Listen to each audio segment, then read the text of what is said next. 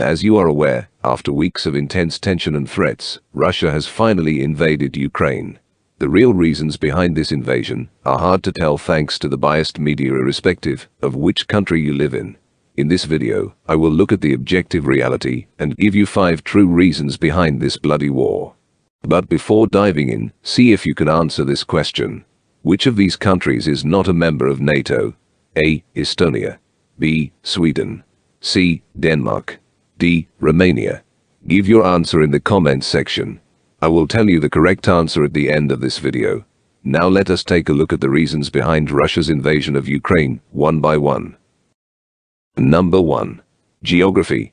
There is a key feature in the European continent called the North European Plain. This is basically a triangle-shaped plain with a very narrow mouth in northern Germany, extending all the way to the west, at a very wide base along the Ural Mountains in Russia. Thus, from time immemorial, it has been imperative for Russia to take control of this plain as much as possible to the west, as it would narrow the area she has to defend in case of a conflict. Similar to the NATO, Russia has created a military organization of its own called CSTO, comprising of Russia, Belarus, and Armenia, which achieves this purpose of creating a buffer and narrowing the gap that Russia has to defend. So you can see now why Ukraine becoming a NATO is a nightmare for Russia and why she is against it. Number 2. Energy. Well, this is a reason behind almost every war, but here even more so. Russia is the second largest producer of oil, and 50% of the Russian government's budget comes from the sale of oil. Russian oil and natural gas satisfies almost 40% of the energy needs of Europe, and more than half of Germany's need for gas. So, as you can guess, the rest of Europe is heavily dependent on Russian oil and gas, and as a result Russia enjoys a certain level of power. But, a few years back, absolutely huge reserves of natural gas were discovered in the Crimean Peninsula. This would not have meant much if the pro-Russian government in Ukraine had been in power, as Ukraine is a relatively poor country and would ultimately depend upon Russian oil exploration and drilling equipment instead of doing things on their own. However, once the pro-Western government in Ukraine came to power, private companies like Shell came over to help Ukraine set up its oil and natural gas refineries, which meant that Ukraine could become a direct competitor to Russia in the near future. This would not only help Ukraine become a part of NATO, but also absolutely cripple Putin's economy in a matter of years. This is when Russia moved in swiftly and annexed Crimea, ending Ukraine's future hopes of becoming a challenger and safeguarding Russia's interests. Number 3. Water conflict. Shortly after the annexation of Crimea, as an act of revenge, Ukraine blocked the North Crimea Canal, which fulfilled 85% of the freshwater needs of people of Crimea. As you can guess, over the last few years, life in Crimea has become extremely difficult due to the scarcity of fresh water, and thanks to climate change, the place has literally become hell. As a result, Russia has to spend billions of dollars each year to keep the place somewhat bearable. Although it may not be an ideal place to live right now, governments of both countries are not going to give up Crimea easily.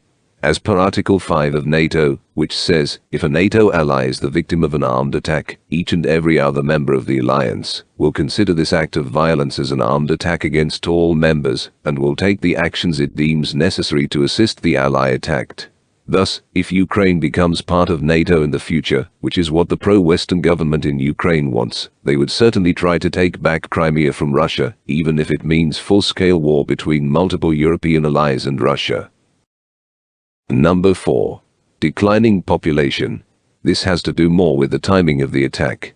Why attack now, and not sometime later? Presently, there are 25 million men in Russia who are of military age, and could potentially be recruited to fight wars.